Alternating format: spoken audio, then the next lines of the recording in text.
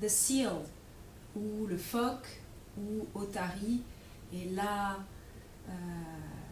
l'analogie avec ce mouvement-là, c'est du fait qu'à un moment donné, on va aller applaudir avec nos membres inférieurs et bien c'est cette référence-là animalière où on peut voir effectivement des phoques qui viennent utiliser leurs nageoires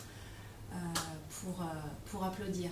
On est dans la famille des rolling, des roulades en arrière, et ici ce qui est intéressant avec celui-ci, c'est que l'appui n'est pas le même qu'avec le rolling back ou bien le open leg rocker qui font partie de la même famille de roulades en arrière.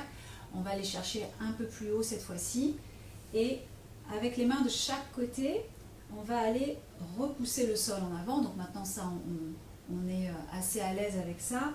On vient ouvrir la toile arrière pour finalement reculer les fibres hautes du psoas et que dans l'inspire, mes jambes puissent littéralement suivre l'invitation de cette ouverture des côtes à l'arrière. Donc ici, ça revient tout seul. Et puis, un petit peu à la manière de lierre grimpant, on va aller enrubanner nos jambes par l'intérieur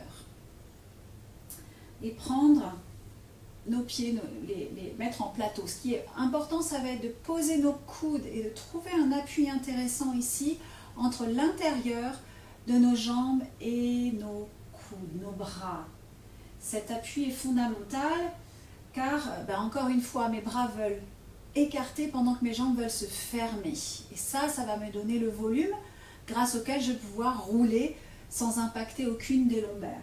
Là, les pieds vont monter et donc je viens trouver ce hamac à l'arrière de ma ligne postérieure superficielle et ça va se combiner avec la ligne antérieure profonde. Donc, je gonfle, ça part en arrière et ça revient. Et ici, je viens ouvrir mes coudes et ça va permettre au tissu entre l'intérieur de mes genoux à travers mon périnée de pouvoir trouver cette expansion vraiment comme un trampoline. Inspire en arrière, expire, reviens, 1, 2.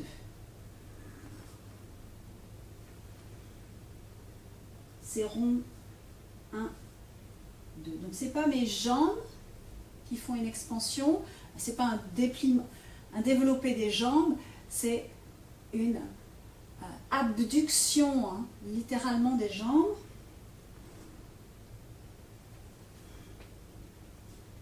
1, 2. 1, 2 et de trouver à faire monter le souffle un peu plus haut pour trouver cette suspension. Il n'y a rien dans la tête, il n'y a rien au niveau de l'appui de la tête. Et expire. 1, 2. 1, 2. Attention de ne pas aller raccourcir les fibres hautes du psoas. On est vraiment dans ce hamac là qui est la conjugaison et de la ligne postérieure superficielle et du déploiement des fibres, des lignes de bras, des grands dorsaux, comme un V supérieur qui vient se lever dans le sacrum. On a un magnifique spi dorsal qui s'ouvre de plus en plus au fur et à mesure, on peut voir des mouvements du répertoire.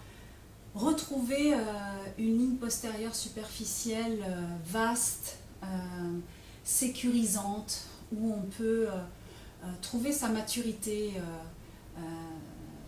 et dans ses mouvements et dans sa vie en général.